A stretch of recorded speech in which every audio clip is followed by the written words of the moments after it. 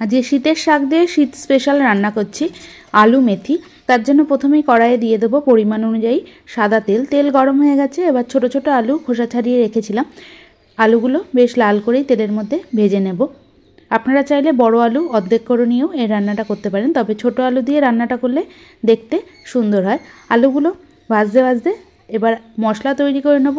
আরও একটা কড়াই গ্যাসে বসিয়ে দিলাম, দিয়ে দিলাম সামান্য পরিমাণ সাদা তেল। এবার এর মধ্যে দিয়ে দিলাম গোটা গরম মশলা আর দিয়ে দিচ্ছি একটা বড় এলাচ, 15 থেকে 20টা গোটা গোলমরিচ আর দিয়ে দেব 5 থেকে 6 কোয়া বড় সাইজের রসুনের কোয়া আর দিয়ে দিয়েছি 2 ইঞ্চি পরিমাণ আদা, দুটো মিডিয়াম সাইজের পেঁয়াজ রাফলি কেটে রেখেছি আর 10 থেকে 12টা ভাঙা কাজু দিয়ে 3 থেকে 4 মিনিট মতো হালকা আঁচে ভেজে নিচ্ছি।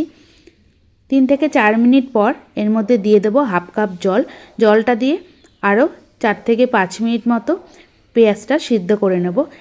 এবার একটা চপার নিয়েছি, চপারের মধ্যে আগে থেকে মেথির শাক ভালোভাবে বেছে ধুয়ে রেখেছিলাম, সেই মেথির শাক দিয়ে ভালোভাবে চপ করে নেব। আপনারা চাইলে বটি কিংবা ছুরি দিয়েও মেথির শাকটা কেটে নিতে পারেন। এদিকে পেঁয়াজটা সিদ্ধ হয়ে গেছে, আলুগুলোও লাল করে ভাজা হয়ে এসছে। এবার গ্যাস থেকে নামিয়ে পেঁয়াজটা ঠান্ডা করে মিক্সির জারে দিয়ে দেবো। আর আলুগুলো ভাজা হয়ে গেছে, তেল থেকে তুলে নিচ্ছি। এই তেলের মধ্যেই দিয়ে দেবো হাফ চামচ গোটা মৌরি। মৌরি দিয়ে মেথির শাকটা দিয়ে খুব ভালোভাবে গ্যাস সিম করে 4 থেকে 5 মিনিট ভেজে নেব। অনেকে বলেন যে মেথির শাক তেতো লাগে, কিন্তু এই সময় যদি একটু ধৈর্য ধরে হালকা আছে ভাজা যায় তাহলে মেথির শাক কিন্তু তেতো লাগে না। মেথির শাকটা 3 থেকে 4 মিনিট ভেজে নিয়েছি আর মশলাটার মধ্যে স্বাদ অনুযায়ী কাঁচা লঙ্কা দিয়ে বেটে নিলাম, জল ছাড়াই বাটবো। এদিকে মেথির শাকটা ভালো করে ভাজা হয়ে গেছে, এর মধ্যে বেটে রাখা মশলা দিয়ে 3 থেকে 4 মিনিট মতো হালকা আঁচে কষিয়ে নেব।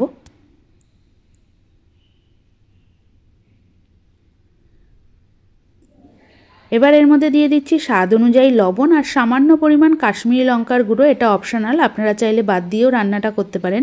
কাশ্মীরি লঙ্কার গুঁড়োটা দিলে একটু কালারটা সুন্দর হয়, তাই জন্যই দিয়েছি। এবার এর মধ্যে দিয়ে দিলাম বড় চামচের 2 চামচ টক দই। টক দইটা দেওয়ার সময় গ্যাসের আঁচ একদম সিম করা আছে আর অনবরত নাড়াচাড়া করে যেতে হবে, নাহলে টক দই ফেটে যেতে পারে। খুব ভালোভাবে মিশিয়ে নিলাম। আরও 1 থেকে 1.5 মিনিট মতো সামান্য পরিমাণ চিনি দিয়ে দিলাম, যেহেতু টক দই দিয়েছি তাই সামান্য পরিমাণ চিনি দিয়ে আরও কিছুক্ষণ মতো কষিয়ে নিলাম। এবার এর মধ্যে দিয়ে দেবো মিক্সির জার ধোয়া জল, হাফ কাপের থেকেও কম।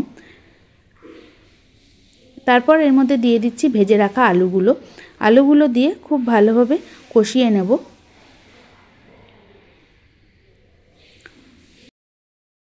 এবার গ্যাস সিম করে 5 থেকে 7 মিনিট মতো ঢাকনা দিয়ে ঢেকে রান্না করব। আস্তে আস্তে তেল ভাজতে শুরু করে দিয়েছি, রান্নাটা কিন্তু একদম ঝোল হয় না।